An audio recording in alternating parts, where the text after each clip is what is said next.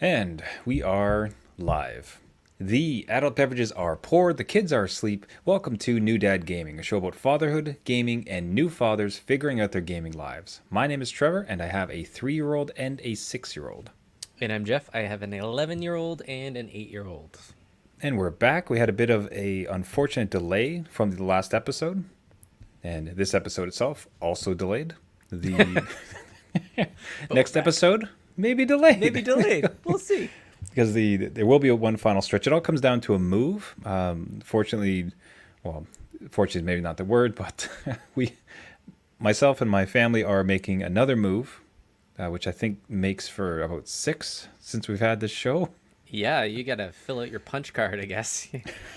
I had a sister-in-law ask me, "Hey, man, this is like you guys have moved so much. You must be experts at it." Right. I said, "Yeah, you would think that, wouldn't you?" No, is that not the We're experience? so bad at this. Oh no. There's it.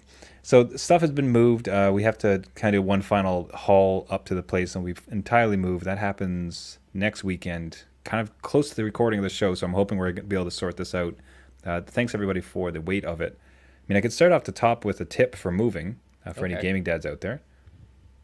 Don't Don't just try to make try to make it work wherever you are, and just don't move.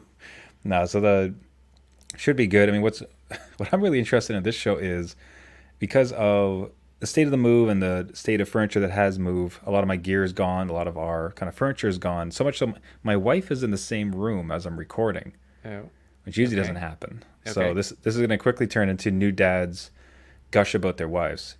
Jeff, what's the top 5 most wonderful things about your wife? And then I'll go. Right? Right? We have a live studio audience. This is the first time. If you hear any boos in the background, that's where it comes from.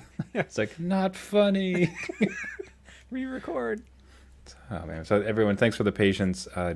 Keep tuned to your podcast subscriptions of choice. Like, watch us on Twitter. We'll try to keep everyone updated, but hopefully it'll be smooth sailing as we get into the last of the summer months and what works so well for summer, except for beers and our yearly summer tradition of beer picks of the week. Jeff, What are you sipping on this week? So I have cracked open a Sierra Nevada Pale Ale. Excellent. Which handcrafted ale straight from Nevada Mills River. They've made some real big inroads. Would they be considered craft still? I don't know. Like, was feels it like they started. mislabeled?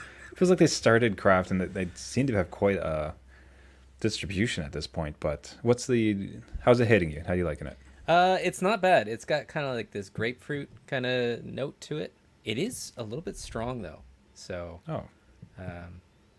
it's kind of surprising.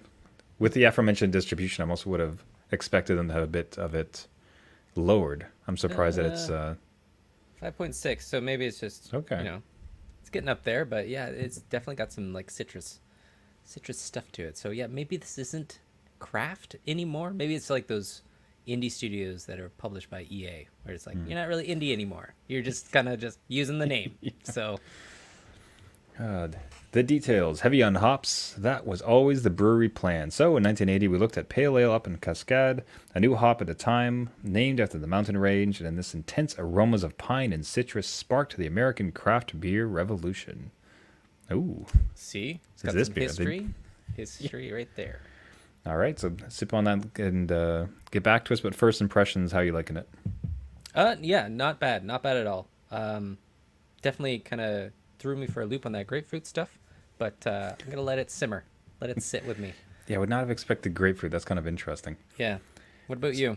So for myself, I'm heading across the pond, so to speak, to Scotland, where I've picked up Bitter and Twisted, a golden ale from Harvestoun, and that's spelt with a Toun at the end. So I think it's almost forcing you to say the Scottish accent. Harvestoun Brewery. Yeah. So that is a golden ale with an amazing logo of a devil mouse on the front. So Saint and Sinner all in one bottle, crystal malt for sweetness, aromatic fruit for the hops and oats to give the brew some body. Not to mention a naughty, tingling lemon finish. All thanks to the devilish imagination of our master brewers. Man, that is a apt description. That is exactly what I got with this. Wow. One, let me see. It's a hearty taste. Oh, like it's for the good of the show. It's not my own thirst. Yeah, like the malt that hits you, it's like the slightest bit of bitterness there, but in a wonderful way. Like if you don't like hoppy beers, like this is not that type of overly hoppiness. And then like swinging around at the end with the lemon, like that is yeah. Body that's a great way to say it. It has some body to it. It's got that sort of I don't want to call it heft. It's not like a porter, but it's just got a weightiness about it that's really enjoyable. Great show, man. Good work, Scotland. Yeah, it seems like our beers of the week. I'm picking in like North America. You're like just globe trotting around, like your moves, right? You're just like, yeah, I'll just go wherever I can. You can't stay in one place. You gotta jump about. Should have one of those beer maps where it's just like slowly but surely I just like check off every country to make sure I nailed it. That's right. So for any international listeners, if you have a brew to consider, do find us at New Dad Gaming on Twitter and let us know. Yep. But the drinks have started, and so does the show.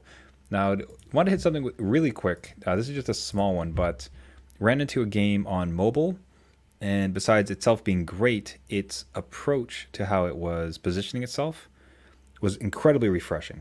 Pixel Golf Pro. Okay. And imagine, the name describes it all. It is absolute like 2D sprite, throwback, retro, like Nintendo type golfing game.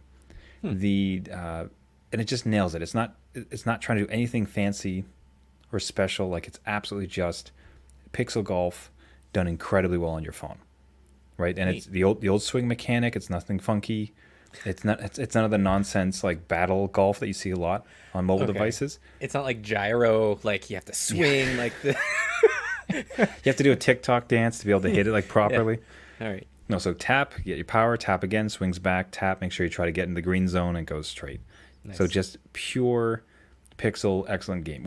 The reason I found it more notable, so in itself, you're looking for a little quick mobile game. What's great, you buy it once, and if you do have an iPad, you can have it on your phone and your iPad. I do think it's only iOS right now.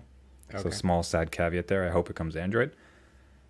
What was amazing though is between rounds it would have ads. So ad supported, okay. But then up comes the dialogue. Would you like to get rid of these? At $1.49. Okay. I was like, you sure? They're like, yeah, just $1.49. I'm like, okay. Bought it. And that was it. Really? Just bought it's the whole game. $1.95. There's no time limit, no expiry on that. You're like $1.49 for 7 days. There's no extra ads. There was no monthly subscription fee. It wasn't $40. It was just, if you no longer want to have the ads, it costs $1.40. 49, whatever I said.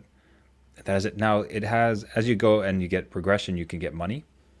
So you do win by winning the little tournaments. It's there's only 3 holes per course that you do. And if you win that round against people, you get some money. Which, by the way, 3 rounds, that's a great amount for a dad time. Yeah, again, mobile, yeah. Just pick up and play, right? And you get some money. The second thing it says, like, do you just want all the clubs? Like, do you want to not deal with this money and just get all the clubs? Guess how much? How much did that cost? All of them? Every club. Do you want all like the bonus equipment? I'm gonna go conservative. I'll say like another $1.49. You nailed it. $1.49. Really? All right. They got a system here. I like it. But you see what I mean? Like, do you know how shocking that is in modern day for a mobile game where you play it and it's excellent? This is a rock solid, amazing emulation of an old Pixel Golf game. And then the whole thing just, you get no more ads, $1.49. Do you want every club in this game so you don't have to deal with the money in the store? Just another $1.49 and you're done. It's funny how that kind of threw you for like, it made you pause, like, wait, there's no subscription, and you're like reading fine print, you're going back into the app store, you're like, no, there's something wrong. Yeah, like, I don't need the ultimate golf pass for like 4 months. Like, it's just like, yeah, that's right.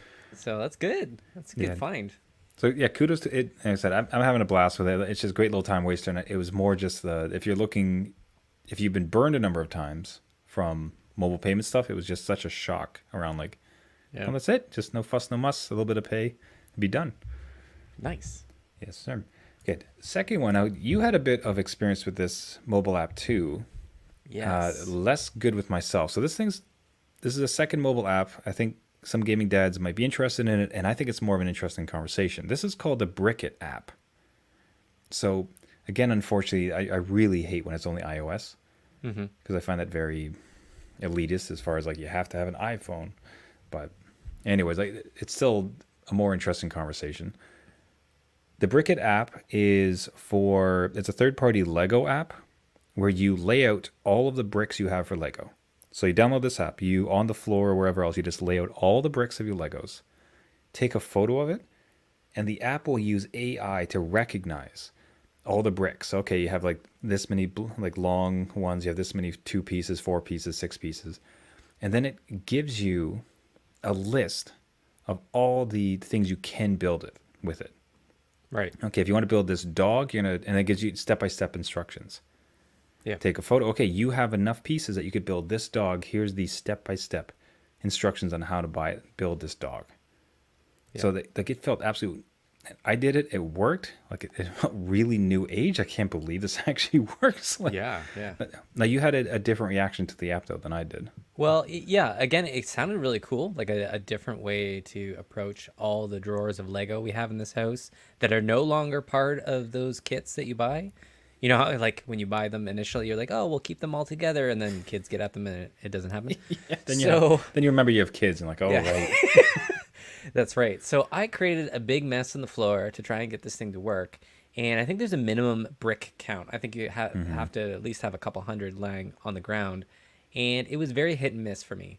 A lot of the times it would crash. A lot of the times it would find maybe 1 or 2 designs that I could do. And then the rest was just, it couldn't find anything. So it was... Yeah. So your experience may vary. I think the more interesting thing for me, though, was I don't know that I want my kids to use it. So what I find with Lego is one of the more interesting parts with Lego is its imagination, its creativity, its exploration. Like I'm going to snap a bunch of stuff together and now it's a spaceship. Oh, now it's a bridge, whatever. Yeah. And I don't like this sort of, I'm almost concerned there's a laziness to it.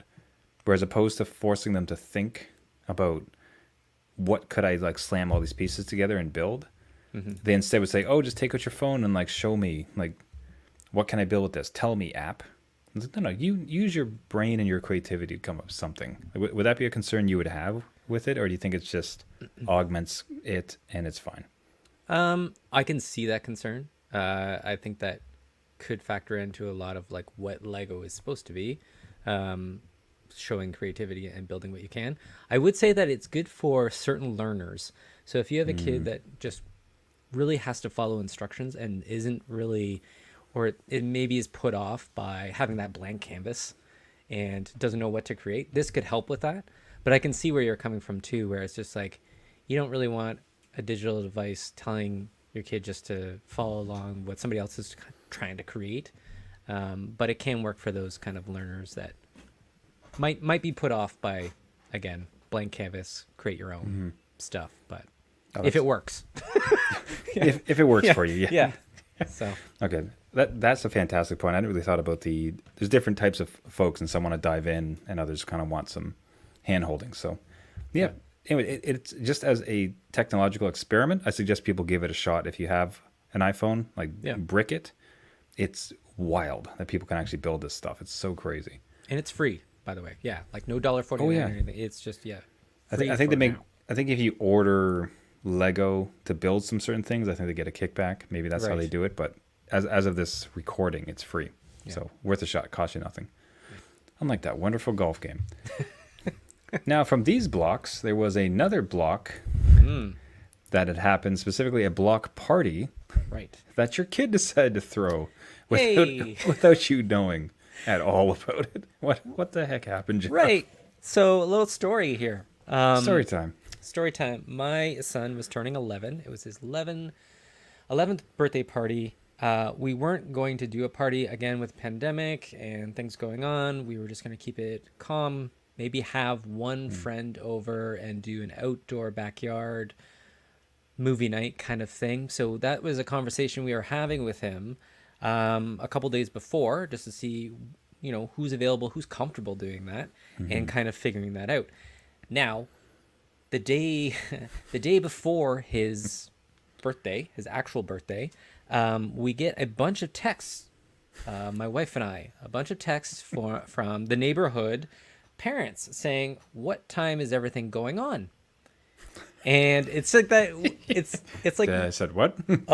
we kind of question each other, right? Like, did you set something up? I don't understand. Is there a play date happening? What's going on? So a little bit more of a question answer period. We find out that my son has gone around to all the neighborhood kids, which there are, I don't know, 12, and given out invites saying, "It's my birthday. Come on over." Oh my God. Did he actually draw invitations? That'd be even better. Yeah. Oh, yeah. He did. He drew invitations. He drew illicit invitations to his unbeknownst party. Yep, in little origami hearts. So he's been doing origami through the pandemic. So he's done little origami it's like birthday invites. He even well dressed it up. It's not even just like scribbled with a crayon. He actually put effort into it. Yeah, it was all done. Wow. And, God forbid we tell him to do anything else that requires effort. But this thing was like top of mind priority for him to get out. So that kind of threw us for a loop there, Trevor. Man, like what time's the party? I can't wait to drop my and the way like I think some parents go, especially pre-pandemic with parties, is like, great, take my kid for the afternoon. I get a night off. I can't wait. So you must have been getting all these excited texts. Well, hey, thanks so much, Jeff. This will be great. When do I drop him off? That's exactly it. And we were wondering, like, oh God, like, if his birthday's tomorrow, have these people just kind of gone, like, taken this as word and got a gift and are ready to drop their kids off? And we're trying to, like, no, we're not doing any of this. We're like, maybe one friend, and it might not be you. Just pause. But it might not be you. Yeah, so it was kind of like great for initiative. I can applaud the initiative of him and trying to get this done. But holy, like, we've had conversations about checking with us, especially during these times, just like, hey, not everyone's comfortable. There's a little bit of like social anxiety out there. We need to like check with people first. Nope. Just go door to door and deliver all these invites, kind of like blanket the town. See who comes by. So just put it on like street post signs. Yeah, why not? Post on the internet. Don't put it out there, because I can actually see him doing that, putting like garage sale type signs, right, on like posts. Just party saying, this way. Yeah, here's my address. Here's my like details, my likes, dislikes. Come on over. my entry fee is one present. Yeah. Don't tell mom and dad. Okay, so you do have to tell me, like, how did you unravel it? So, like, because obviously that is absolutely just stunning and amazing. Yeah, a story you will haunt him with. Yep. Like that's going to be at his wedding. That's going to be at his graduation. Absolutely. Like that's a keeper. Now, how did you unravel it? So, like, what did you just have the huge ass party? Did you just talk to parents and hope they understood? So we had a couple of the parents of the kids we know quite well. So we asked them a little bit more questions, and obviously said, okay, well, this isn't happening. False alarm, and they were cool with it. They hadn't done anything, but we had to give our 11-year-old kind of like that talk about, okay, now you need to right this kind of wrong. Like, it's great. I know you want it. I'm putting myself in his shoes. Like, it's been a lockdown for a year. He's excited. He wants to celebrate. Yeah. So we had to talk over. He wanted to go and do, like, kind of call it off individually to each of the invitees that he gave these invites out. So he went door to door and did that. So he called it off. He took that responsibility, that accountability. He produced another origami, except this time it's a heart ripped in half. Ripped in half, yeah, exactly. Here you go. Where's that invite? Rip. It's not happening. But yeah, he was a little bit disappointed, but at the end, teaching moment. Yeah, it's a teaching moment. He can't do that.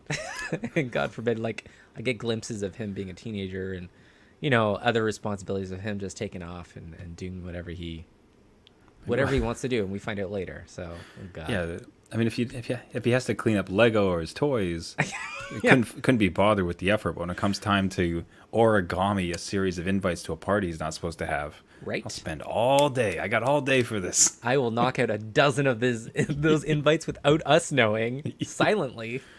So yeah. So Yeah. Now that unhelpful papercraft was of no good, but it seemed like your son did produce some helpful papercraft. Yes. With your newfound enjoyment of Demon Souls. The tweet you posted up was absolutely amazing. Like, what? Explain this. What happened with Demon Souls and your son? So I just want a small pause here to congratulate myself on defeating Demon Souls. I think that's a big accomplishment. Everybody knows how, that genre, like, there's no save points or the very little save points. You have to get through it. So I completed it. Let me ask my wife. Hey, love. Got him. Jeff beat Demon Souls. Isn't that amazing? That was just pure silence of awe. That was just like, what? She didn't have a microphone, but I'm sure you could pick up her expression. That was like, what? Like actual Demon Souls? What are we doing? It's like, what? What do you do with a demon? Yeah. I applaud you. That's fantastic. I can't believe. I don't know that I could do it. Like I've seen people go through that game, and it just seems untenable for a gaming dad. So that's fantastic. Yes, it is doable. So all those gaming dads out there, there is hope. You can do it. But yeah, completed it. My 11-year-old son kind of guided me along with that completion, and now when you're done, you go into New Game Plus. And I thought, like, hey, let's put the game down. I'm kind of done. I got that trophy, kind of cut that off. But he came back with some research on the, I think, top 10 or 8 weapons to get in New Game Plus. And he researched them all, how to get them, where they are. And part of that is, like, absolutely great, awesome initiative again. But you have to unlock the entire game again, Trevor. It's not like it's just all unlocked again. So I'm in a pickle. How badly do you want to go back through this game, like run another marathon? But for the folks at home, like what his kid has drawn here, like it's a listed sheet of paper, and it's just he's done all this research to list out the best swords to get, like how to get it, like the stats of it. Like it's amazing. Your kid did some hard work to prepare you for your next run of Demon Souls that you probably don't want to do. Right, and it's hard to kind of let him down.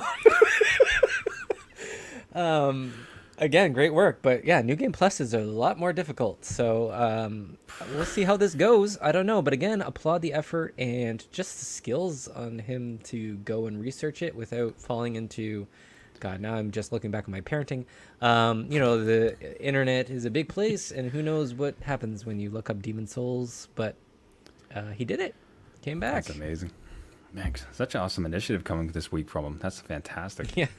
He deserves a big old birthday party for all this work. I was about to say, I'm like, he needs a celebration. So one day. Celebration is maybe not the word we'd use, where Steam this week unveiled the Steam Deck. Right. Now, anybody listening to this, I think, would have a fairly good idea about it, so I don't think we need to get into it too much, but basically Steam released a piece of hardware that is the Switch. So it is Valve's version of the Switch, and it is a computer in your hand, handheld computer. Yeah.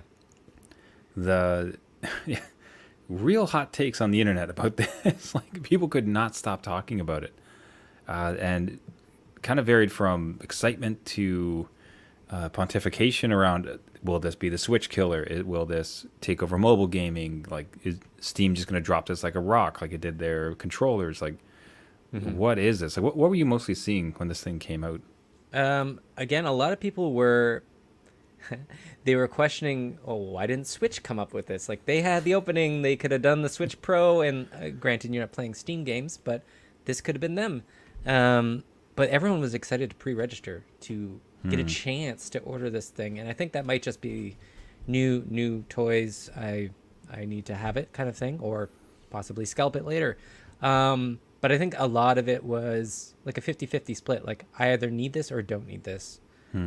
But as a gaming dad, I just think it's another option. So if you have a huge Steam library that you can't do on the go or through a tablet of some sort, and you want that controller kind of Switch feel, maybe this is something to fill that gap. And the price point's kind of right. Like, if you've been on the fence with PC gaming is massively expensive. Yes. And even at the lowest end, like, you probably need at least a $500 PC. And then you need a monitor, which is at least 100. But if you want to enjoy any of the frame rates you're getting, probably more like 150, 200. You kind of scale it. Mouse and keyboard, you can get fine ones for cheap, so I won't go into it. But you're generally looking at a package anywhere from 500 to 1,000 to get in. Yeah. Upwards of 3,000 to 5,000 if you go crazy. And then where you're going to house it, like how does that work within your household? So Steam comes along. This thing is going to be, what is it, 400, 500 bucks? Yeah, I think it's like 400 American. US. Yeah. So yeah. It's called 400. It comes actually, I like the extendable memory with the SD card. I think that's clever as far as getting past some of the limitations of the internal part of it. So to me felt like, okay, that's a fairly low barrier to entry for a nice form factor to get into some gaming. Right. For PC. And I've come to understand that you can install it comes with Steam OS, its own like brand new OS. You can just install Windows on it though. Yeah. So if that scares you, don't worry. It can just have straight up Windows. You're not going to have to worry about it. Yeah. We had some of the great takes on there's fantastic conversation on Twitter. We were part of a few conversations there as well. You had tweeted out, Nintendo is always going to be that family-friendly console. Deck will not kill Switch or even make a dent. What does TBH mean, by the way? To be honest. Okay. Get with the stuff. In my mind, every time I read it, it's like... I just think somebody's like blowing a raspberry. Oh, these kids today. It won't make a dent. No, let's have that as the tweet. I prefer that. I prefer that. Yeah. Anyways, it will not make a dent, to be honest. Can see gaming dads opt for Steam Deck to complement their Switch game household, though, which I do think that's smart. If like it's mobile and like it allows you all to be in the same room while your kids are playing some Switch. Street Smarts at Maddie Bangin replied this: I don't care to play on my Switch at all, but my son has his kid games on the Switch and it's lighter and cheaper. If I didn't have a kid, would shelf the Switch entirely or almost. I still think it'll make a dent with those adults who just want portable gaming with good performance, but strictly speaking, kids, that's Nintendo's ballpark. What say you to that? Yeah, I think Nintendo has a good walled garden. So when kids walk in there, they know where everything is. Nothing's really going to crash or throw them for a loop. So I think like the UI and design of Nintendo and their kind of games are focused on, a lot is on family and kids. They have other stuff, obviously, but Steam is a little bit different. I think an older kid, maybe, possibly my own, that's going into teenager soon. I can't even say it. It could be, they want a little bit older gaming audience, and I have a lot of games in my backlog that I could start filtering out to them, right? So maybe that's where this sits, but I would say Nintendo is family. Yeah. That's their target. So the WASD and Beyond podcast, which fantastic name. Yeah. So we don't think it's a Nintendo killer. We think this is a great entry into PC gaming, though, much like we had just mentioned. The price points allow everyone to dip their toes in and see what all the noise is about. And then Project X Talk came to say, I doubt it. I do think the Steam Deck can be huge, but the general appeal of Mario and Nintendo properties, especially to kids, is too great. Parents will still get a Switch over a Steam Deck. 1,000%, yeah. Like that. Like, it'll never be the family console. I need to get my kids introduced to gaming. Like, here's Steam. Right. Like a little too steamy. Go have fun. Yeah. But I don't think that's really what it's about. I think it's more I think kind of like you said, it's the Switch for adults, and Switch even better for, I cannot even imagine how many Steam properties I currently have, like Steam games I have, not to mention games I've never even played with some of those. Humble Bundle was the worst for that. Yes, it was. I was going to say that, yeah. There'd be one game you kind of want, and then there's like 30 other games that these are all great. Like $8, yeah. And you play the one game, but now you have 30 games you haven't touched yet. Right. Man, geez, I remember Subnautica. I'd played around a little bit. I got Hades. I'm still going through on PC. Yeah, it's embarrassing the number of like amazing titles I have on Steam. It's almost like finally, like this will prompt me to finally play it. Maybe. Yeah, like it could be again a good option. It would feel like, I'm not sure the portability, like how long that battery life would last. Like I imagine you would still be in the house, kind of like the Switch. A good 5 hours before it has to really charge itself. But that could be. I could play Witcher 3 on the go. Just saying. Yeah. Finally. what's interesting for me is I don't think you have a gaming PC, right? Like I think you're Mac based, aren't you? And for a guy like for you, it sounds perfect because I know you. I don't think for your job and etc. I think you use Mac. Yep. I don't think you're super gangbusters to go drop $1,000 on a gaming PC. No. But if you had this form factor that kind of plays in nicely with, need to be a bit more flexible in how you approach it, kind of sounds like it's a fairly nice fit. Yeah, and I have quite a few Steam games that I've bought over the years, even ones that I couldn't play or tried to emulate. And now that Apple is moving away into their own chip, I won't even have that option anymore. Like they're starting to take that away. So maybe this does fill that gap, and I can go and play games on the go again. It's just Witcher. Like just say it. You're gonna play just Witcher. Yeah, like just like really. Hey, we could wipe it and emulate Wind Waker. Just saying. Oh, God, finally. That's how you kill the Switch. Yeah, it is just a Wind Waker machine. It is right. A $500 Wind Waker machine. Yeah. Oh, finally. All right. On that happy note, we'll wrap it up there for the week. Everybody, thank you so much for listening. This has been New Dad Gaming. If you want to get a hold of us, you can find us at our website, newdadgaming.com, or reach out to us on Twitter or Facebook at New Dad Gaming. As we said this week, we absolutely adore interacting with fans and listeners and calling out for opinions, polls, anything else. Would love to hear from you. Please drop us a line. If you have any embarrassing Steam library stories, if your kid is origamiing his way into a street party and, and you have any tips, let us know. If you want to congratulate Jeff on beating Demon Souls, please, and give him that like chutzpah to go for plus, please do. If you would like to subscribe to the podcast, you can find it on all the major podcasting networks. So that is Spotify, iTunes, Google Play, Stitcher, anywhere you find your podcast. Just look for New Dad Gaming. If you did like the show, what would really help us is if you subscribe, if you rate it, and left a comment so we can get out this show to as many gaming dads as possible. So we can get that Steam Deck LAN party going that we always dreamed about. Yes, perfect. So meet up in a park somewhere, bring a bunch of cables. Yeah.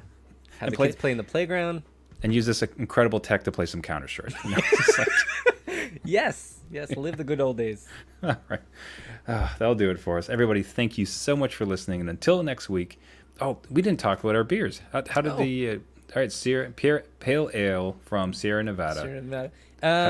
It's a good one-off. I could see it again out in a hot summer day. That grapefruit note, like if you don't like grapefruit, don't get it. But it's a good, refreshing beer. How about you over there? Yeah, if you can find this, I'd suggest it. Honestly, Harveststoon Brewery, Bitter and Twisted, delicious. Like it's really interesting how they approached it. I don't think you'd do. I wouldn't want to drink another one. Like I don't think I'd want to do 2 in a row. In so much that there's enough to it that it's, to be enjoyed. Right. A little bit, not necessarily like cranked back 2 or 3. So yeah, if you can find this thing, Bitter and Twisted, I'd highly recommend it. Golden Ale, delicious. Really enjoyed that. Nice, good. Yes, sir. All right. And with that, now we can wrap it up. Yes. Thank you so much for listening. This has been New Dad Gaming. Until next week, my name is Trevor, and I have a 3-year-old and a 6-year-old.